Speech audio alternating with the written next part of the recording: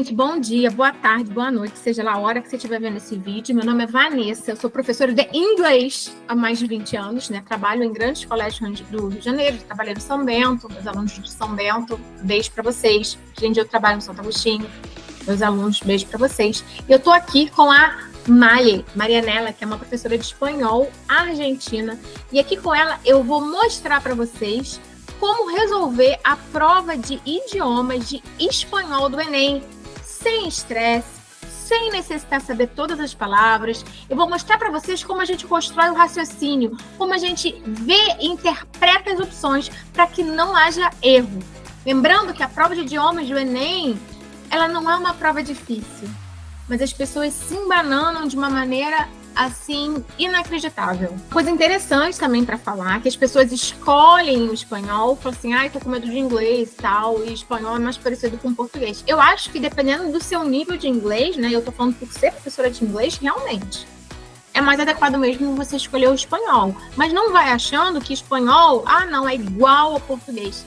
É igual, mas não é igual. Esquece, tira esse igual.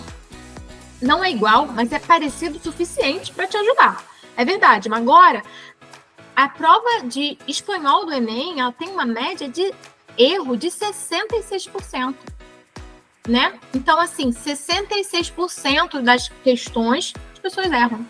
Vamos tornar isso 100%? Vou mostrar para vocês como vocês conseguem acertar as 5 questões da prova de espanhol sem falar espanhol. Então, gente, a gente vai resolver hoje com vocês a prova de espanhol de 2024, tá? Para a gente começar a treinar isso y poder arrasar na prova que está chegando, ¿cierto? Entonces, vamos lá, Mari. Bueno, vamos a entonces a empezar siempre con el enunciado, ¿sí? Porque nos pueden pedir distintas cosas y hay que estar muy atentos a eso, porque ahí está la clave. Según lo que nos pida, el enunciado, ¿sí? Entonces, vamos a leer el enunciado de la cuestión 1, ¿vale? ¿Sí? Aquí. Em sua escrita poética, a poetisa mexicana Celerina Patrícia Sánchez Santiago assume o desafio de... Então, a gente vai ler um texto, não é uma poesia, a gente vê que não é uma poesia, é um texto mesmo, mas que quem escreve é uma poetisa, né? E está falando alguma coisa sobre o desafio dela, escrita poética, temos que entender o texto. Então, vamos lá. Claro, porque asume el desafío de... Vamos a ver qué desafío asume. Bien, Celerina Patricia Sánchez Santiago comentó que su acercamiento a la poesía fue por la escuela, con libros de texto en español. Descubrió el gusto por las letras, pero notó que no había textos en la suya. Así que, contra muchos comentarios negativos que recibió en ese momento, decidió emprender el camino de la escritura, pero en mixteco. ¿Qué será mixteco, no? Exatamente. O que a gente vê aqui? Ela começa a falar que começou a conhecer a poesia através do colégio, com livros em espanhol, gostou da escrita, gostou das letras, mas não havia texto na sua letra, na sua língua. Bem, a gente sabe que ela é mexicana, está escrito lá no enunciado, né?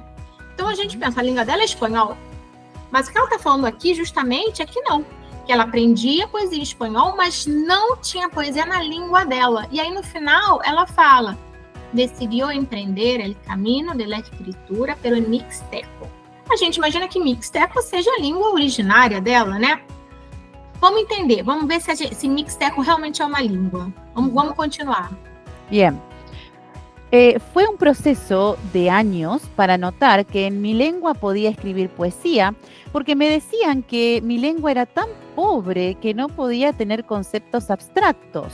Era un reto, pero yo sabía que sí era posible. Sigue hablando de su lengua, ¿no? Sim, exatamente. Mixteco é a língua dela. Então, a gente sabe que ela é uma poetisa mexicana, que a língua oficial é o espanhol do México, todo mundo sabe, mas que mixteco também é uma língua dela. Mas vamos entender mais isso. Vamos seguir. Bien. Este proceso no solo le ayudó a vivir la poesía en mixteco, sino a ir descubriendo mi propia historia y la de mi pueblo. Comentó que las lenguas habladas en el territorio nacional se encuentran en gran desventaja con el español, y esto es muy importante, ¿no? Sim, a gente fala aqui, que a gente vê que falou que viveu a poesia em mixteco, de novo na língua dela, que descobriu a sua própria história. Isso é bem interessante. As línguas faladas, né, as línguas habladas no território nacional, você vê que até agora, a gente está com palavra que é muito parecida com o português. Acho que não são parecidas, a gente pode passar por cima, que não está sendo importante para entender o texto. Uhum. Comentou que as línguas faladas no território nacional se encontram em grande desventaja. Gente, quem não se tocou, desventaja é desvantagem. É bem parecido com o português também, tá? Então, outras línguas do território nacional, as outras línguas do México estão em desvantagem com o espanhol. Bem, claro, a gente sabe que o espanhol é a língua oficial. Uhum. Vamos continuar. Uhum. El reconocimiento a la diversidad no se ha hecho y ha sido tratada de borrar. Borrar, Vane, en português? Borrar, eu acho que é a única palavra que eu vejo aqui que é importante a gente entender e que não é parecida com o português. Mas é uma palavra que se você não sabia, é bom você saber, é uma palavra comum. Borrar é apagar. Então, o que ela fala? O reconhecimento da diversidade de quê? De línguas, diversidade linguística. Uhum. Não foi feita, né? No se ha hecho e foi apagada. Exatamente. Então, vamos lá. Tá. Este es un país con 68 lenguas y somos monolingües del español. Antes había nulo reconocimiento de ser bilingüe. Negabas que hablabas tu lengua, hasta le decían dialecto. Era parte del proceso fatal que nos llevó a no reconocernos en un país multilingüe. Si tenemos varias lenguas, ¿por qué no aprender? Sí, todo el tiempo está haciendo hincapié en que hay muchas lenguas, mucha diversidad y que no está siendo aprovechada essa diversidade, não? Exatamente. Ela está falando justamente isso. É um processo. Que é um país com 68 línguas. Significa que a gente está sabendo agora, se a gente não sabia, que espanhol é a língua oficial, mas há outras 68 línguas faladas no México e que não são reconhecidas. O que a gente imagina, gente? A gente sabe que espanhol ela é uma língua que ela foi imposta pelos colonizadores. O México foi colonizado pela Espanha, mas haviam povos originários lá, né? Então, outras línguas haviam, então provavelmente foram se desenvolvendo. A gente não sabe bem como foi esse processo, mas não importa. O que importa é que é o que ela falou, tem 68 línguas no México e as pessoas só reconhecem o espanhol, como se fossem monolíngues.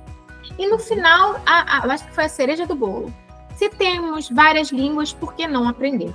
Então, esse texto todo, assim, o core do texto, mais importante, é essa questão de se reconhecer que tem 68 línguas. Que ela, no início, ela só via poesia em espanhol, falavam para ela que não podia ter poesia na língua dela que era uma língua pobre, e ela critica isso, né? Mas como assim? Por que é pobre? Não, eu vou fazer poesia em mixteco, sim. E no final ela arremata, são 68 línguas, gente, não é só espanhol. Vamos agora ver as opções. Na sua escrita poética, a poetisa assume o desafio dele. Então, quando ela fala que ela começa a escrever em mixteco e não em espanhol, ela está assumindo um desafio. De quê? Destacar a importância da literatura na formação escolar? Não. Esse não é o tema do texto. O tema do texto não tem a ver com a importância da literatura, mas com a importância da língua dela, né? Do reconhecimento da língua dela. Discutir a hegemonia da literatura escrita em espanhol, isso aqui é uma coisa muito ampla, né? Ela não está discutindo isso. Ela está reclamando isso, mas ela não está discutindo isso. Promover reflexões acerca de conceitos abstratos, não estamos aqui reflexionando, mas apenas uma reflexão sobre conceitos abstratos. Representar a pluralidade linguística do seu país, eu não preciso nem ler Esse é o desafio. O que ela está falando? Não é só espanhol, meu país não é monolíngue em espanhol, tem mais 68 línguas e eu vou escrever em mixteco. Por quê? Porque ela quer representar essa pluralidade linguística do México. Exactamente, ella todo el tiempo está remarcando eso. En mi país hay muchos idiomas más, hay muchas lenguas y solo se utiliza el español. Ese es el foco de ella. Exatamente. Então, a resposta, gente, não preciso nem ler mas se eu quiser, narrar uma trajetória de autoconhecimento, também não é isso, eu estou sabendo muito pouco dela e as questões pessoais dela. O que eu consigo entender desse texto é que ela está o tempo inteiro trazendo à baila a importância de se reconhecer essa variedade linguística. Tá? Vamos para a segunda questão. Bien, vamos a leer entonces, Vane, el enunciado primero para ver qué nos piden, a ver. O comportamento dos personagens narrado no texto destaca. que eu vou saber? Vou ler um texto pequeno, tem personagens, quero ver o comportamento deles e o que o comportamento deles me mostra. Vamos ler. Bien. Y si llueve, que llueva. Es un refrán gallego. ¿Sí? Refrán, proverbio en portugués, ¿no? Bien. Provérbio. Para mí cobró sentido una noche de febrero cuando vivía en el barrio de la Macarena de Sevilla con 2 buenos amigos, gallegos también. Mi compañero y yo nos decidimos a salir ese sábado de noche, pese a que había estado lloviendo algunas horas a lo largo del día. La idea era una locura, al parecer. Então, peraí. O que a gente sabe? Começa falando se chove que chova. E aí, enfim, vou pular as 2 primeiras linhas, que não é nada muito importante. Meu companheiro e eu decidimos sair esse sábado à noite. Pese a que quer dizer apesar de, tivesse chovendo há algumas horas, né? Choveu durante o dia. Aí ele fala, a ideia é uma loucura. Sair sábado à noite com chuva, né? Parece que é uma loucura. Então vamos lá. Le propusimos salir de parranda con nosotros a una amiga andaluza.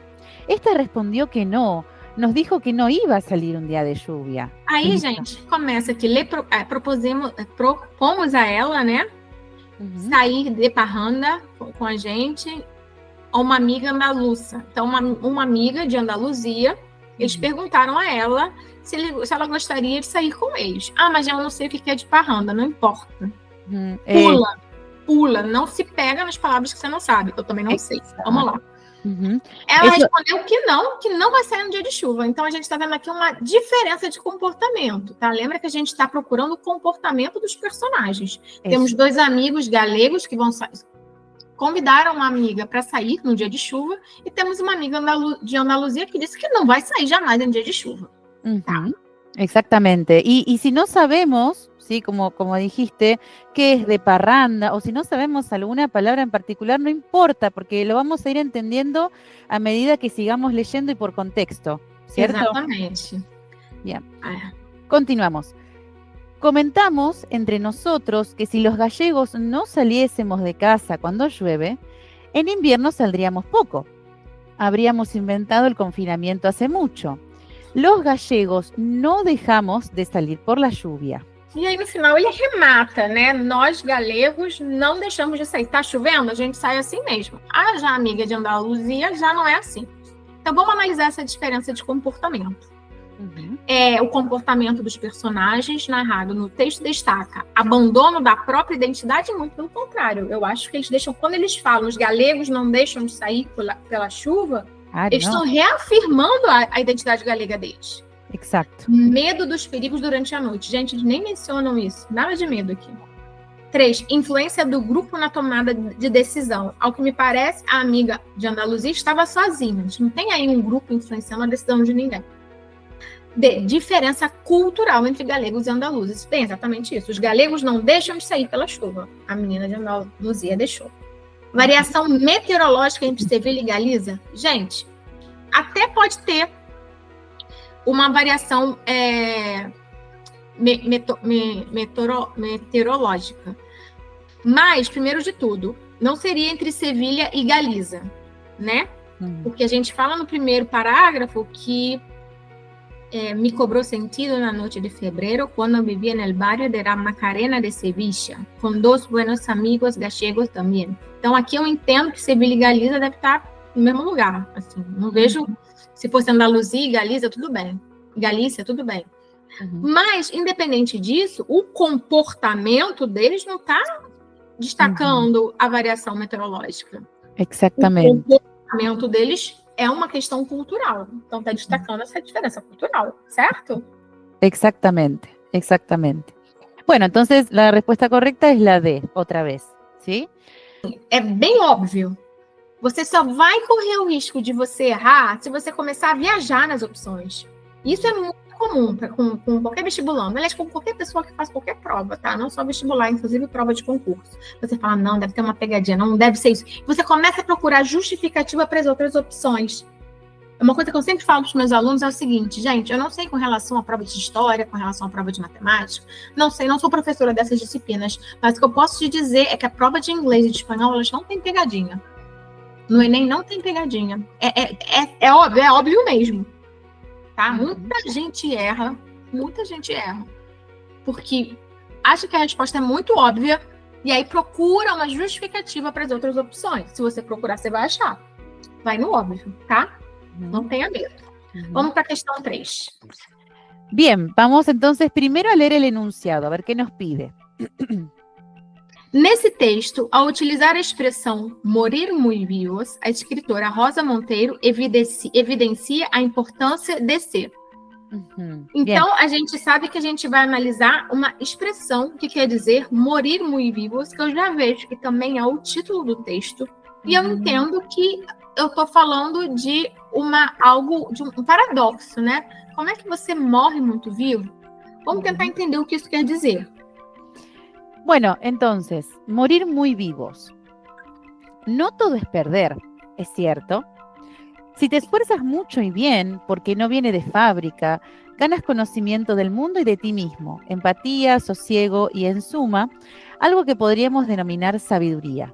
Então, ele começa falando que não se perde tudo, claro, né? Bem, começa falando isso. O título é Morrer Muito Vivo e falando que você não perde tudo.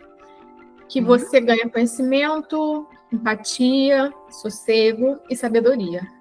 A gente sabe que a gente ganha isso com a idade. Quanto mais a gente vai ficando mais velho, mais a gente ganha conhecimento, empatia, sossego, mais a gente fica mais sábio, pelo menos teoricamente, né? E quando a gente vai ficando mais velho, a gente vai ficando também mais próximo da morte. Todo mundo sabe disso. Então vamos lá. Exacto. Pero creo que para ello hay que mantenerse alerta y no darse nunca por vencido. Pero también es un tiempo para saldar cuentas. No creo que haya que dejarse llevar por el peso de los días, como un leño podrido al que las olas arrojan finalmente a la playa. A gente aqui, eu já comecei a viajar, porque eu não entendo o que ele está falando. E aí, não vou me aferroar isso, não. Não entendo, gente. Segue o baile, tá bom? O que eu entendo é que ele falou... tem que se manter alerta e não se dar por vencido. Então, você vai ficando mais velho, mas não se dá por vencido. Aí, essa outra parte, no creio que haya de dejar-se levar por um leño podrido, eu vou pular, tá? Vou seguir lendo. Uno siempre puede intentar sacarse alguna de las piedras que lleva a la espalda, decir las cosas que nunca se atrevió a decir, cumplir en la medida de lo posible los deseos arrumbados, rescatar algún sueño que quedó en la cuneta. No rendirse, esa es la clave. Aí aqui tem uma parte que eu continuo sem entender, mas tem uma parte que eu consigo mais ou menos entender, porque é bem parecido com o português. Então, essa primeira parte, uno siempre puede intentar sacar-se alguna de las piedras que lleva a la espalda. Não precisamos saber essas palavras, tá? Então, eu vou seguir. Decir las cosas que nunca se atrevió a decir. Esse é parecido com o português. Dizer as coisas que nunca se atreveu a dizer. Então, o que ele pode fazer, né? Vai ficando mais velho. Dizer as coisas que nunca se atrevió a dizer. Cumplir en la medida de lo posible los deseos arrombados. Não sei que é arrombado, mas eu sei que é desejo. E aí eu vejo pela lógica, né? Estou ficando mais velho, eu posso dizer aquilo que eu nunca quis dizer, eu posso cumprir os desejos que eu sempre tive, né? Realizar os desejos que eu sempre tive e resgatar algum sonho que quedou em la cuneta. Resgatar algum sonho, né? Exatamente isso, né? Fazer os desejos, realizar os desejos que eu tive e que eu nunca pude realizar. Então, coisas que eu posso fazer à medida que eu vou envelhecendo. Não render-se, não rendir-se. Essa é a clave. Então, uma palavra aqui que eu acho que poderia ajudar bastante a resolver a questão. Se você não sabe, é bom você saber clave, que é chave. Mas, gente, mesmo se você não souber isso, você consegue entender o contexto, tá? Sí. Y sobre todo decirse, ¿y por qué no? Porque la vejez no está reñida con la audacia. Debemos aspirar a morir muy vivos. E sempre dizer por que não. Então, o que eu estou falando no início do texto? Que a gente não se perde tudo, que a gente ganha conhecimento, sabedoria, energia, sossego. Que a gente pode, à medida que vai ficando mais velho, começar a falar as coisas que a gente nunca teve coragem de falar, realizar os desejos que a gente não tinha realizado até agora. E dizer sempre por que não? Por que não fazer? Só porque eu tô velho? Por que não entrar numa faculdade? O que eu tô imaginando, tá? Por que não fazer uma viagem? Enfim, tem coisas que a gente pode realizar também. E ela fala aqui, no final, popular, sabe? Porque a vejez não está reñida, porque não tendo isso, acho que não é necessário. Devemos aspirar a morir muito vivos. Então, devemos aspirar é um verbo que tem em português também, que quer dizer desejar, devemos desejar morrer muito vivos. Então, o que eu estou dizendo aqui? A gente sabe que não tem como morrer e viver. Mas a gente sabe que a gente, quando morrer, a gente vai estar vivo até o momento da morte. E o que o texto está falando é estar vivo de verdade. Até o momento de morrer, você está realizando seus sonhos, você está realizando desejos e vivendo, né, no sentido de aproveitando a vida. Isso. Morrer muito vivo, o que eu entendo é até você morrer que você aproveite a vida. Até, tá? Então vamos ver as opções. Nesse título, ao utilizar a expressão morir muito vivos, a escritora evidencia a importância de acumular sabedoria com o passar do tempo. Ela não está evidenciando essa importância, ela até está falando que a gente acumula sabedoria. Mas isso é uma parte que é boa também de envelhecer. É um detalhe. Mas um detalhe, não é porque você está acumulando sabedoria que você vai morrer muito vivo. Exato. Observando o impacto dos anos sobre o corpo. Não, muito pelo contrário, né? Ela não tá querendo que você foque nas suas dificuldades, ela está querendo o tempo inteiro que você foque naquilo de positivo do envelhecimento. Uhum. Rever os erros e os acertos de sua trajetória, não entendi isso no texto. Não. Desfrutar de todas as fases da vida. Aqui eu acho que faz mais sentido, porque se eu vou morrer muito vivo, se eu vou até o fim da minha vida aproveitar minha vida, o que eu estou falando? Eu vou desfrutar de todas as fases. Eu vou aproveitar, inclusive, da minha velhice. Libertar das amarras sociais, eu também não entendi isso pelo texto, não. Então, gente, a coisa mais óbvia, que a coisa mais fácil de você depreender, é a letra D. Uhum. Otra vez, la D. Sí. Lo obvio es siempre. ¿Sí? É o óbvio, exatamente. Bien, vamos con la cuestión número 4. Que a gente já vê que já não é um texto. É uma coisa diferente. Ou vai ser um poema, ou vai ser uma música. Vamos ler aqui no enunciado. Nesse poema, o eu lírico representa a voz de um sobrevivente asteca que testemunha. Então, primeiro que a gente sabe que é um poema. Segundo que é um poema sobre um sobrevivente asteca. Então, aqui, essa questão, provavelmente, ela vai lidar com um pouco da interdisciplinaridade que é característica da prova do Enem, né? O que é um sobrevivente asteca? É um sobrevivente dos povos originários da região da América Central, que foram dizimados em grande parte pelos colonizadores espanhóis, né, que a gente aprendeu em história, e que é matéria do Enem também, né? Então, aqui você vem a interdisciplinaridade. Então, vamos ler aqui o poema, entender o que ele testemunha, o que ele está narrando, o que ele está vendo ali. Vamos lá. Exactamente. Bien, el título, siempre atención al título. Los últimos días del sitio de Tenochtitlan. Então, aqui, os últimos dias de um local, né? O título, entendemos isso. Vamos lá. Y todo esto pasó con nosotros. Nosotros lo vimos, nosotros lo admiramos. Con esta lamentosa y triste suerte nos vimos angustiados. En los caminos yacen dardos rotos, los cabellos están esparcidos, destechadas están las casas, enrojecidos tienen sus muros.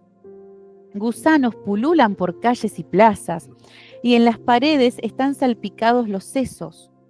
Rojas están las aguas, están como teñidas, y cuando las bebimos es como si bebiéramos agua de salitre. Bueno, este poema lleno de metáforas, está repleto de metáforas. Então tem muita metáfora aqui. Aqui que eu consigo entender.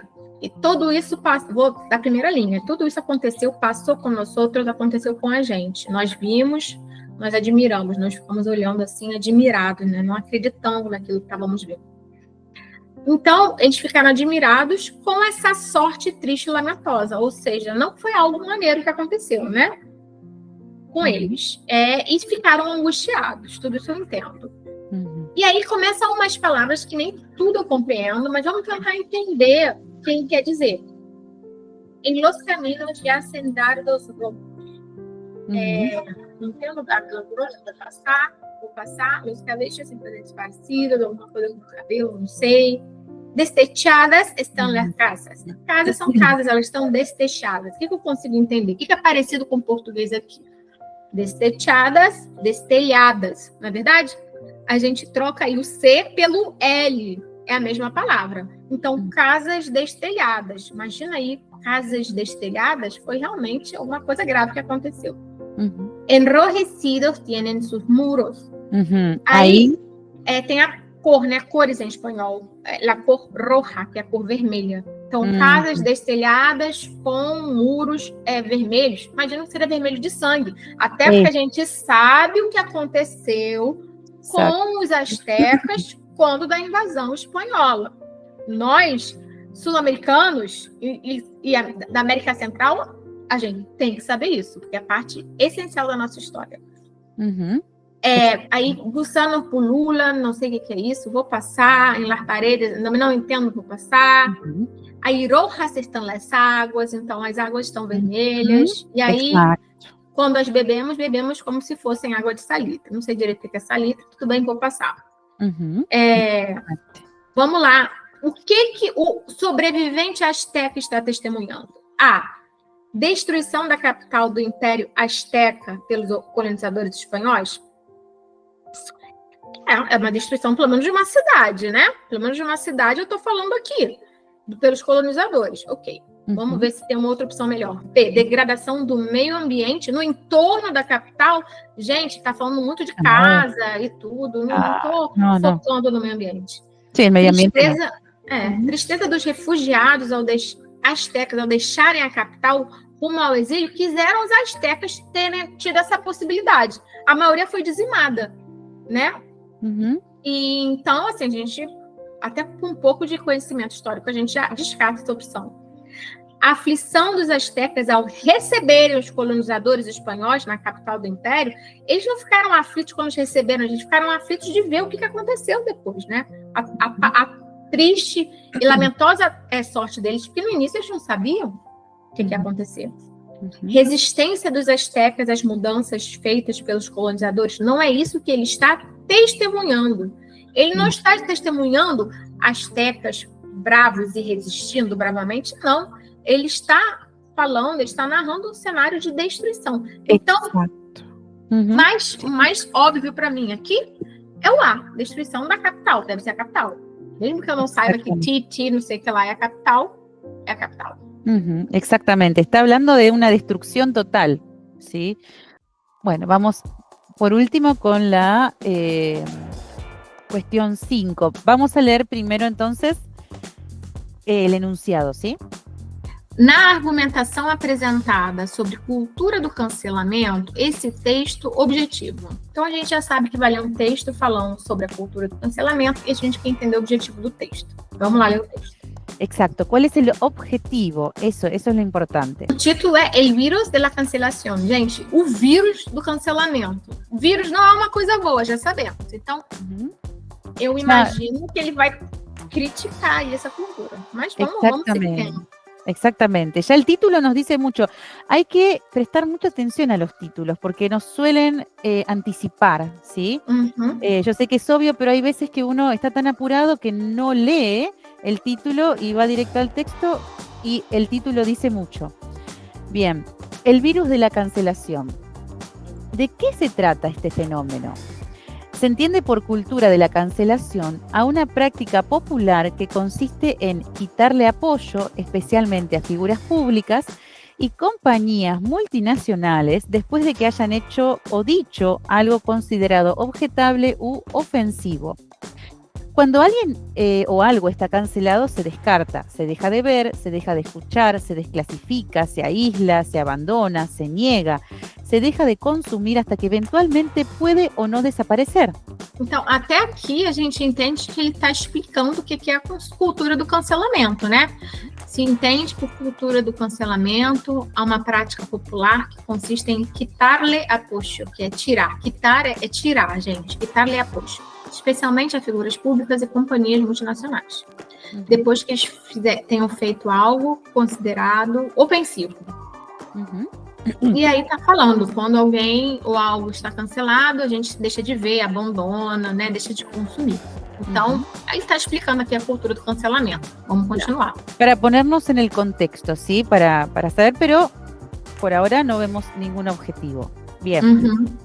Es una estrategia muy extendida en la historia de las luchas anticoloniales, antiespecistas, sexodisidentes, feministas y especialmente en nuestro país, también llevadas adelante por el movimiento de derechos humanos. Então, aqui a gente está falando, ele está fazendo uma explicação, né, explicando que, historicamente, essa estratégia de cancelamento, ela já existe, né? Que existiu nas lutas anticoloniais, antiespecistas, sexo-dissidentes, então já existia antes. Não é, na verdade, uma novidade da nossa sociedade. Uhum. Então, ele começou explicando o que é a cultura do cancelamento, depois falou que já existe. Historicamente, era uma prática que já existia. Então, vamos lá, o que mais esse texto vai entregar para a gente. Bien, entonces, ¿dónde radica el problema? Se puede observar positivamente que hay un proceso cada vez más agudo de socialización de herramientas críticas para desmantelar formas de desigualdad incrustadas en los lazos sociales. Então, peraí, ele começa falando assim, então, onde está o problema?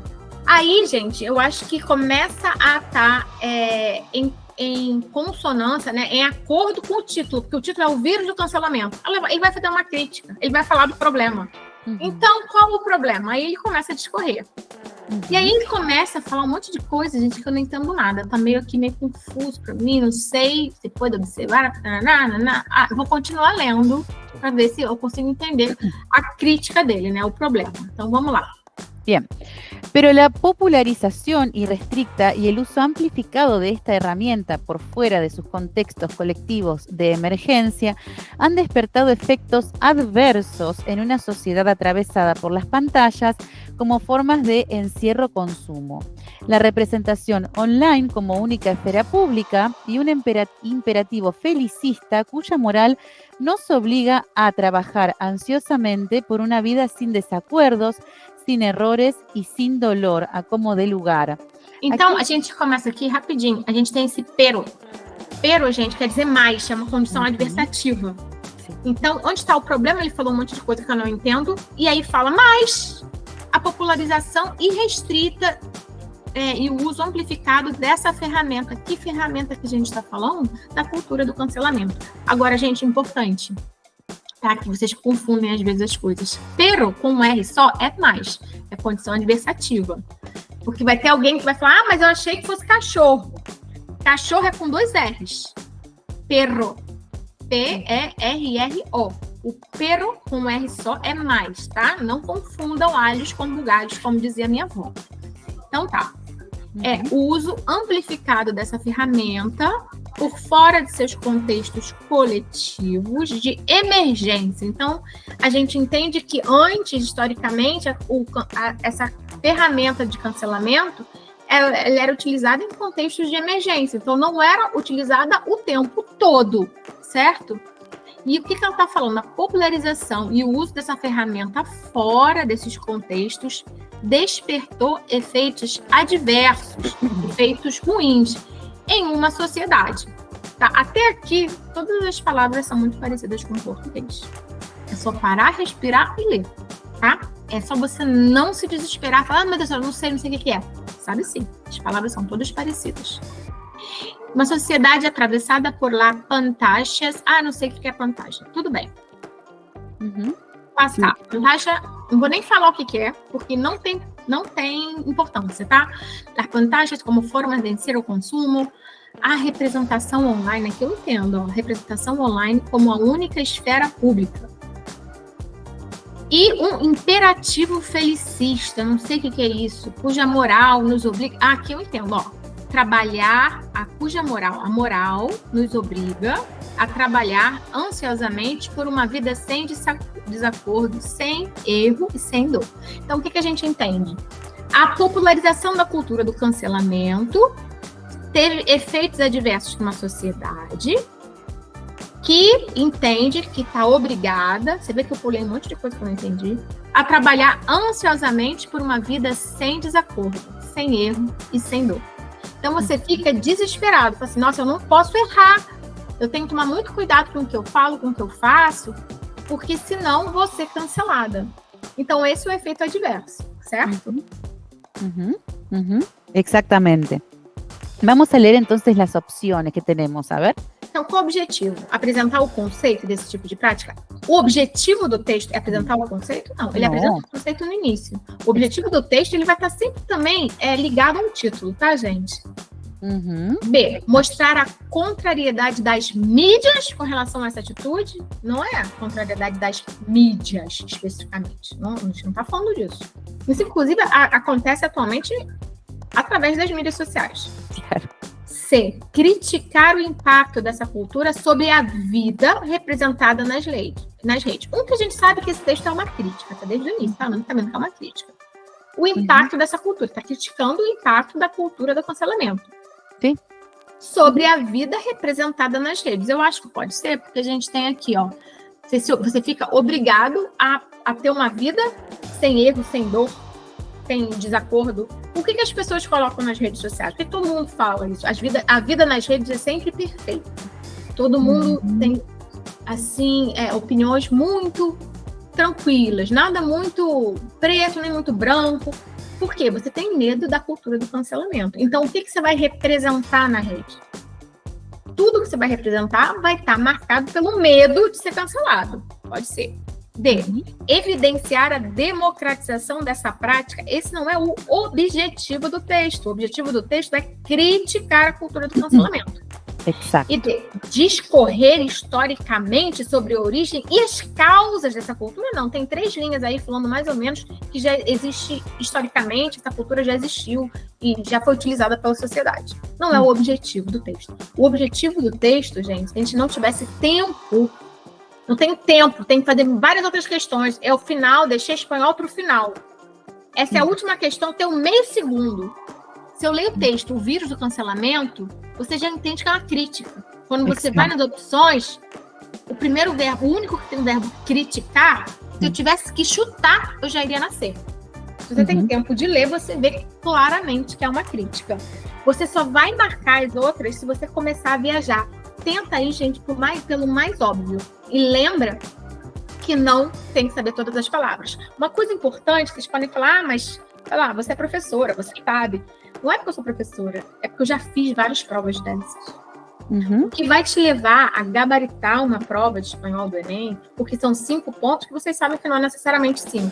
Se você tem uma dessas questões com uma taxa de erro muito alta, esse ponto, ela vale mais pontos. E vocês sabem que, ainda que fosse 1 ponto, né, faz diferença na hora de você entrar na universidade. Então, são 5 questões. E para você conseguir, gente, gabaritar uma prova de espanhol, você não precisa ficar fazendo 2 anos de curso de espanhol. Não é necessário. O que é necessário é você chegar e você refazer todas as provas, refazer todas as provas antigas e entender como se faz. Porque aqui, para se preparar para a prova do Enem, não é a hora de estudar o idioma. É a hora de estudar como se faz a prova. Tá? Essa que é a diferença. É isso que vai te levar a gabaritar uma prova dessas. Exactamente. Bueno, y en el próximo video vamos entonces a resolver la prueba del 2023, ¿sí? Exatamente. Então tá, gente. Beijos. Até a próxima. E qualquer dúvida, qualquer coisa que vocês queiram saber, põe nos comentários. Tá? Perfecto. Hasta la próxima entonces.